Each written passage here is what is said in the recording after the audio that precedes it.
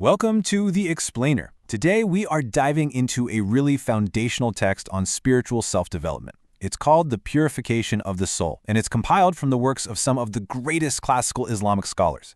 Think figures like al-Qayyim, Ibn Rajab al-Hanbali, and al-Ghazali. It's an absolute powerhouse of wisdom. You know, the entire premise of this book, and really what we're talking about today, is captured perfectly in this one powerful verse. It kind of forces you to stop and rethink what success even means, right? It's telling us that our ultimate success or failure, well, it's not about what we build or achieve on the outside. It's all about this internal work, the purification of our own soul. All right, so here's how we're going to break this down. We'll look at it like a journey in 6 parts. First up, the quest for purity. Then, diagnosing your spiritual heart. After that, we'll get into the 4 spiritual poisons, followed by the practices for a pure heart. Then we'll see the virtues of the purified soul, and finally, wrap it all up with the idea of this being a lifelong journey. So let's start at the very beginning. What does it actually mean to purify the soul?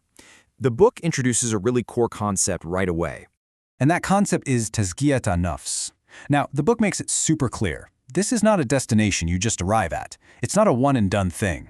It's an active, ongoing process.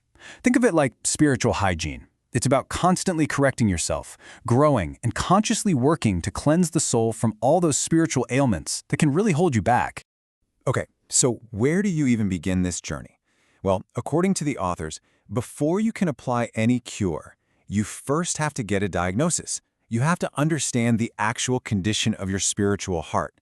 It's basically the compass for this whole journey. So the text breaks down the heart into 3 categories. You have the healthy heart, the sick heart, and the dead heart. A healthy heart, it's sound, it's at peace, its focus is entirely on God. And the dead heart is the complete opposite. It's totally consumed by its own whims and desires. But the one that's really fascinating, and honestly, the one most of us probably find ourselves in, is that middle one, the sick heart.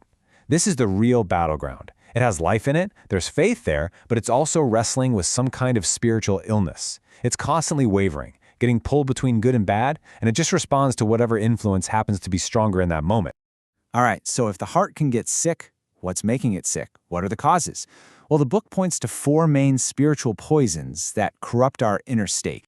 And these are described as the most common and damaging ones out there. First, unnecessary talking. Just chatter that doesn't involve remembering God. It's said to harden the heart. Second, unrestrained glances. I love this imagery. They're called a poisoned arrow that leaves these corrupting images stuck in your soul. Third, too much food. Pretty straightforward. It weakens you, makes you lazy about worship. And finally, keeping bad company, which is described as a chronic disease that can cause total loss. And this quote here just hits the nail on the head. It really illustrates the danger. See, the text is warning us that these poisons aren't just about making a single mistake. No, it's more like taking small doses of poison that over time can literally kill the heart's spiritual life. It can lead to an addiction to doing wrong, and that makes it so much harder to ever turn back. This just brings this ancient wisdom crashing right into our modern lives, doesn't it? I mean, which of these is the hardest to avoid for you today? Seriously, think about it. Our phones are basically delivery systems for endless chatter and unrestrained glances, 24/7. We've got food on demand with a single tap.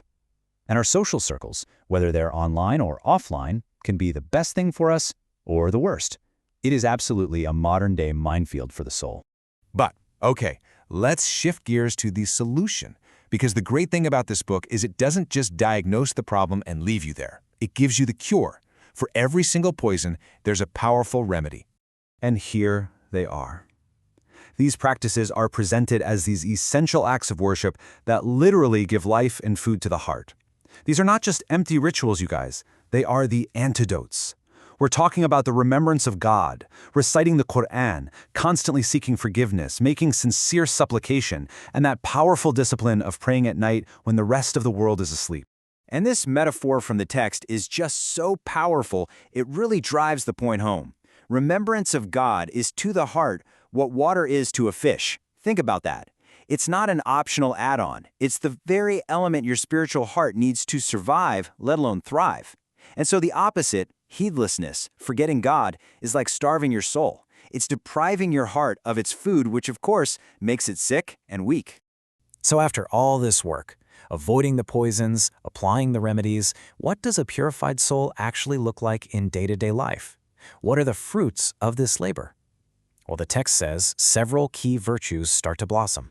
And here they are, the hallmarks of a purified soul.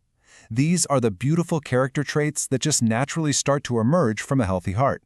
Things like sincerity in what you do, having real perseverance when things get tough, being truly grateful for your blessings, and having complete reliance on God.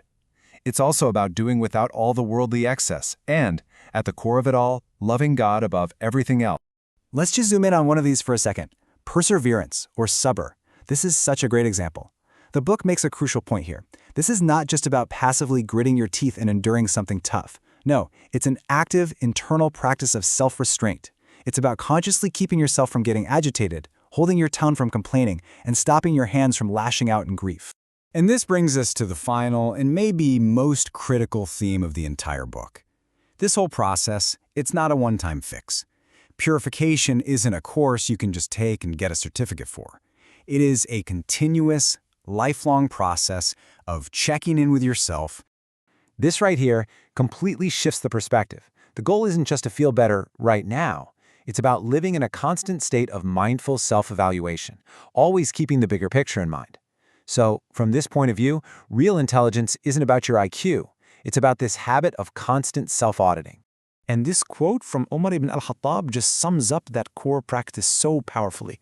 Judge yourselves before you are judged.